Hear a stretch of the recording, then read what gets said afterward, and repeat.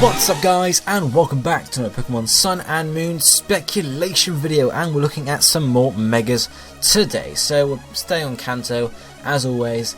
I'm just going to jump straight into this because there's not much else to say. We're starting off today with Mega Sandslash. Well, Sandslash, ground type, obviously, pure ground. Straight into it, what typing could a Mega Sandslash be? I mean, it could say pure ground. It could, because I think it is described in some Pokédex entries that its spines are poisonous to some extent. Maybe, it's just from the top of my head, I think it might be, but I'm not too sure. But it could be a ground poison type, because, you know, just imagine those spines actually had some sort of poison in them. It'd be much like a hedgehog that's poisonous. I mean, I'm pretty sure there's a poisonous type of hedgehog out there. There's got to be, I'm not too sure. But, or the final type it could be is ground steel, because those spikes could turn, you know, steel. And then you could have some sort of awesome looking design like that with, like, grey shiny spikes or something on the sides. But that's what I'd say for Mega Sandslash. I can't really imagine any other typing apart from that. Ground Rock, yeah, it's a possibility, but really we've had that typing so much they would not waste it on a Mega. What stat changes might we see for a Mega Sandslash? Well, I would imagine it would be a, obviously physical attacker as it is already, but, you know, it would get a physical attack boost and probably a physical defense boost as well. You know, because again, as a hedgehog, it's a slash porcupine, so it can like roll up into a ball and protect itself in that way. Obviously, depending on the actual typing, it might be slightly different. If it was ground steel, yeah, sure, it's going to get much bigger, you know, much better defense boost. Or if it's ground poison, maybe it doesn't get as much defense, but it gets some more speed instead. But I'd imagine generally, if it were to get a Mega, it would be like a defensive, well, not a defensive Mega, but you know, a hard-hitting Mega almost. Not hard-hitting, but you guys know it can take hits. I wouldn't imagine it to be like a really speedy Pokemon. Yeah, sure, it might have some decent speed, but I would imagine it to be, you know, more defensive for the most part. What ability could it have? Well, it could carry on using one of Sandslash's abilities, you know, to begin with, which is Sand Rush, which doubles its speed in a sandstorm. So it would make Mega Sandslash really, really effective on, you know, a sandstorm team, with double, you know, something I don't know, paired up with, you know, some sort of sandstream Pokemon. But, you know, that would just be too bland, I feel. You know, a Sand Rush Pokemon, okay, make it really fast, so if it even got a speed boost as well, it could become this really, really annoying Pokemon to deal with, because it's always fast if it's in a sandstorm. All you got to do once the sandstorm runs out is switch into a Sandstream Pokemon. You know, it would get really annoying, I feel. So it might get a slightly more interesting one, which could be Sand Force. Again, Sandstorm related, but it's slightly better in my opinion, slightly more deep, because it boosts the power of ground, rock and steel type moves. So at least then you're increased in power, but you're limited into, you know, what it is, rather than Sand Rush, which is just like, oh yeah, I'm better than you now. So Sand Force, maybe a better choice there. Or it could have a different ability entirely unrelated to Sandstorm, which would be my ideal choice, because I don't really like weather related abilities, especially with Sandstorm, because it's such a rare you know, weather type now. It could get Tough Claws. I thought this would be really interesting, because you can see normal Sandslash has got pretty good claws to begin with. If you imagine Mega Sandslash as a steel type, yeah, it's going to have huge claws, or even a poison type might get bigger claws as well. Tough Claws would work wonders on Mega Sandslash, because it would really power up. Tough Claws obviously increases the power of physical moves, so anything that it learns that's physical would get boosted up. I'm not sure, I think Earthquake, yeah. Earthquake isn't really a physical move, because there's no contact made, but it is a physical move still, so I think it still gets a boost from, oh no. Tough Claws is if they make contact, so Earthquake does not count, I don't think. I don't know, I haven't used Mega Charizard X too much, so I'm not too sure on that. But Tough Claws, you know, it would work wonders on a lot of, you know, moves anyway. Imagine it gets Slash, so that would get boosted up to begin with, and I'm sure, you know, I can't remember any other moves off the top of my head, but Sandslash gets some really good moves physically, so a Tough Claws ability on it would just be amazing. I think that would be the best choice, but obviously it's not necessarily the top choice. But that's Mega Sandslash. Let me know what you think of him down below, and we'll move on to the next Mega, which is going to be Mega Nidoqueen. So, Mega Nidoqueen, or normal Nidoqueen, is a poison ground type. What type you want to see Mega Nidoqueen being? I can't imagine any other type rather than poison ground. You take away the ground type, you lose stab moves like Earth Power. You can't take away the poison type, because that just makes the Nido lines what they are. So I feel like poison ground has to be, you know, the only thing I could think of would be poison steel, but then that gives you a 4 times when it's the ground, which makes no sense because you were just a ground type. So I feel like it would just have to stay the same sort of typing, there'd be no changes there. But apart from that, Mega Nidoqueen I feel like would be a very, very defensive Mega, so she might get boosts in physical and special defense and just become this really, really bulky Pokemon, but that could also deal some decent damage out. We don't, you don't want to make it a really just bulk. You want to have some damage on it still, but it could gain a lot of bulk abilities. Maybe lose a bit of offensiveness, or maybe not even gain that much, but gain a lot of bulk, and maybe lose the speed or something.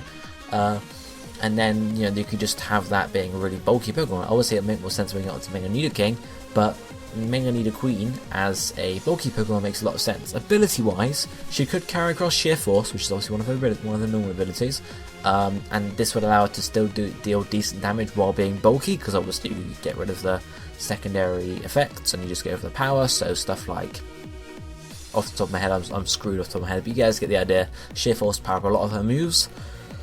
If not Sheer Force, if they want to go almost the full tank route, they could give her Filter, which obviously reduces the power of super effective moves. So Psychic and Water and Grass, oh not Grass, but Psychic and Water, for example, would get lowered because they're super effective. So it would be good, but obviously it would make her a lot more of a tank, and she wouldn't be able to do as much damage. So really, I wouldn't see Filter too much. But the last suggestion I have here is Battle Armor. And this obviously prevents the opponents from landing critical hits on her, so it's not an amazing ability, but it would still be a good one, because obviously then she won't be able to get taken out by some cheap critical hit, because obviously they ignore physical boosts. So if I don't know if Nidoqueen can actually boost her stats at all, her physical stats, but obviously if they were to be boosted, then Battle Armor would stop anyone getting through those. But Battle Armor I think would be really good anyway, just because then, okay, you've got this big tanky Nidoqueen, she can take a lot of hits, she can, and then someone just comes in with a crit. Obviously it's not going to necessarily one hit kill you, but reduces your effectiveness by a whole lot, and it will just really cheapen out. Whereas Battle Armor, obviously no crits, no Criterinos, so you can just survive those hits easily, and I feel like that would just make using her a lot better. But I feel like Sheer Force in the end would be the best ability for Mega Nidoqueen to have, because Sheer Force is a really good ability on normal Nidoqueen anyway, so I don't know why they would really get rid of it. I guess it's sort of, it comes down to the fact that, okay, you've got a really good base Pokemon, it's got an amazing ability. If you take that ability away when you use the Mega, then the Mega's not going to be as good as a normal Pokemon, because you're wasting a Mega Evolution on it. So in the end, I feel like Sheer Force would be the best one to carry across. But that's Nidoqueen. Let's look at Mega Nidoking. We went for a bulky build on Mega Nidoqueen, so obviously Nidoking would be slightly different and go for a more offensive build. Obviously Nidoking is Poison Ground. Again, I can't see the typing changing at all.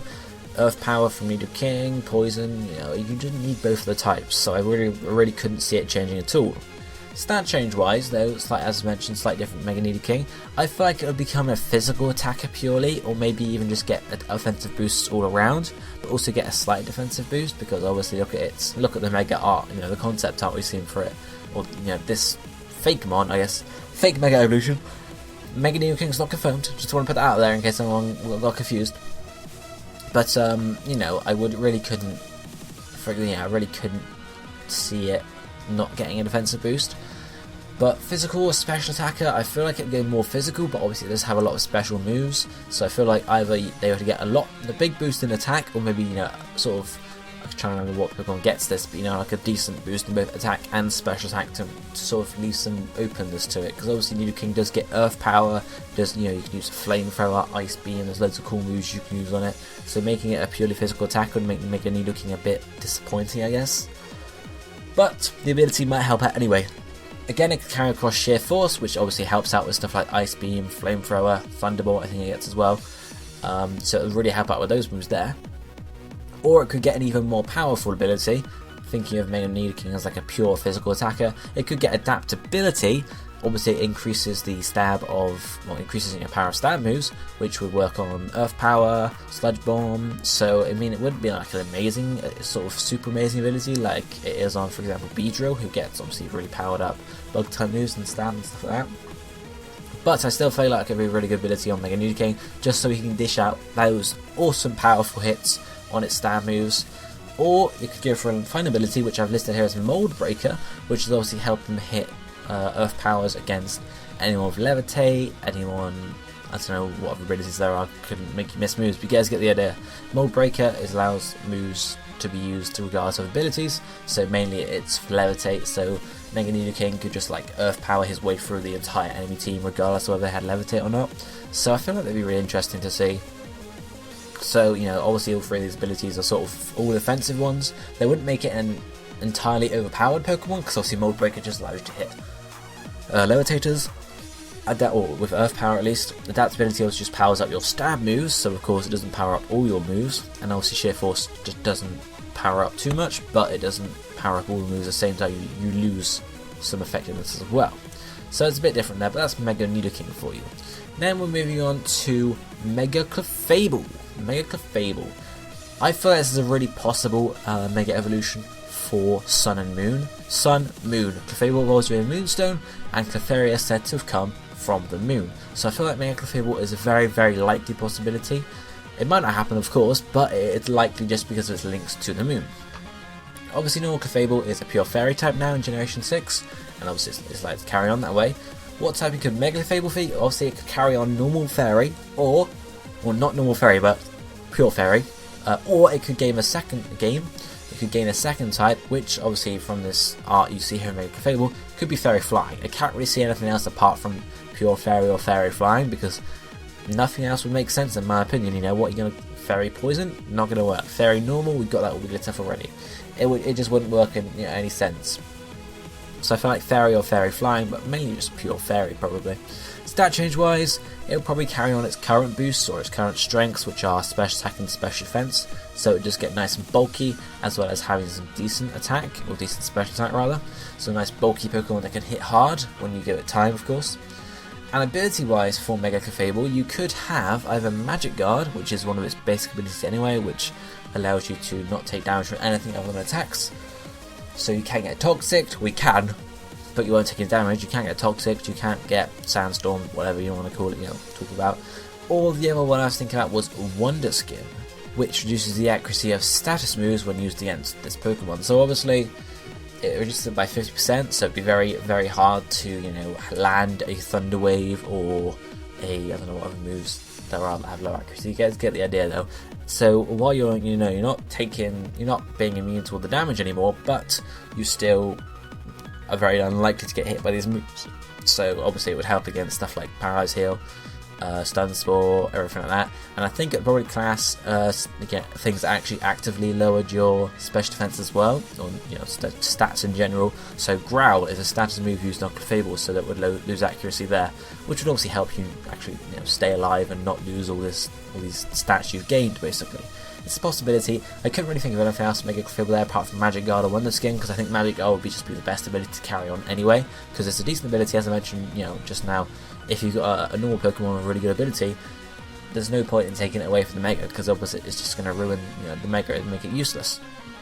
So really I think it would just keep Magic Guard, unless of course there was a new ability of some sort that would actually really help it out. Who knows? The final Mega for today we're going to look at is Mega Ninetales. Again, I feel like this is a bit of a possibility for a Mega in Sun and Moon, because Ninetales is related to the Sun in some aspects. It's a Fire type, it can learn, it's related to the Sun and the Solar Beam. For some reason I just feel like it would happen. I don't know why. It's a possibility, but it's not like I'm going to say, oh yeah, it's definitely going to happen. But I like the Pokemon in general. Pure Fire type, I feel like, I've mentioned this last time I did these videos, but I feel like there are 3 or 4 possible typings for Mega Ninetales. It could carry on being Pure Fire, or these are sort of the 3 ones we have here: Fire Psychic, Fire Ghost, and Fire Fairy. 3 possibilities I feel like are really strong there. Fire Psychic because, Ninetales is shown to have some sort of psychic capability in the anime, I think, or at least in the past, in Pokédex entries possibly, and it's related to some sort of ghostly activity as well, so Fire Psychic or Fire Ghost is quite a big possibility. Fire Fairy is another one, of course, because it's similar to Psychic and Ghost in some aspects, and obviously depending on what the design look like for the Mega Evolution, they could go with Fire Fairy there. Stat change wise, I feel like it would carry on being a specialist hacker as well as getting some decent special defense. Not necessarily in its design, like as in bulking up for example, but I feel like gaining some sort of, maybe just talk about it. Oh yeah, it can deflect attacks in midair sort of thing. That's why it's got a higher special defense, something along those lines. But I feel like those are 2 stats that would get boosted mainly, because it would just make it first hit harder, but also be able to take more as well. Physical defense probably wouldn't get a big boost, because obviously looking at normal Ninetales, it's fairly flimsy, fairly weak I guess, so I wouldn't imagine to have huge defense in its Mega form either. In terms of what abilities it could get, Solar Power is one of them. I think this is its hidden ability, but I'm not too sure. Actually, no, wait, it's not. Hidden ability for normal Ninetales is Drought. The reason I chose Solar Power is because then you could have Drought come in with normal Ninetales, have it Mega Evolve, it gains Solar Power, which boosts its special attack, and obviously lowers its health points at the end of each turn. So you could use Drought on the normal Ninetales to get that Sun, and then when you Mega Evolve, you get this awesome big power boost. It means you're losing health, but you're still really powerful, so it'd be a really good combo there. And of course, if you wanted to use Ninetales in a more of a conservative manner, you could obviously not have Drought on your normal Ninetales, just have another ability, and then obviously you wouldn't have to deal with the Sun. So it would be sort of a trade-off if you were to have Solar Power. It would make having a Drought on normal Ninetales a bit of a disadvantage, I guess. I don't know. Another ability I thought of was Pixelate. This would be if it had a Fire Fairy type, of course, and Pixelate changes normal type moves into Fairy type moves. I'm not too sure how many normal type moves Mega Ninetales gets or what they're useful to it, but I feel like Pixelate would be a really interesting ability for it to have if it was a Fire Fairy type. As I mentioned, I don't know how many normal type moves it gets, so I can't attest to how useful that would be. Then the final ability I have here is Clear Body. It's a bit of a weird one. Again, it would depend on what Mega Ninetales design looked like, because otherwise it would look really weird. Like, clear body, it's not clear. It's a proper body. So depending on the design, if it was Fire Psychic, for example, and took on some sort of eerie ghost, I don't know, some sort of new design where it looked like the body could be clear, then it could get Clear Body, which obviously stops your stats being reduced, which would definitely help out, because otherwise, you reduced Mega Ninetales' special attack in battle, and it's really not going to be able to do much. So I felt that would be a good choice there. But in the end, I like my Drought Solar Power sort of strategy there. I felt like it'd be a really interesting way to use Mega Ninetales. But those are all just my thoughts, guys. Let me know what you think about each of those Megas down below in the comments section. And this is going to be it for me for today. So if you enjoyed the video, be sure to hit the like button. But I'll be leaving for today. I can't speak today ever. My apologies. I'll be seeing you next time. Thank you for watching. Goodbye, my friends.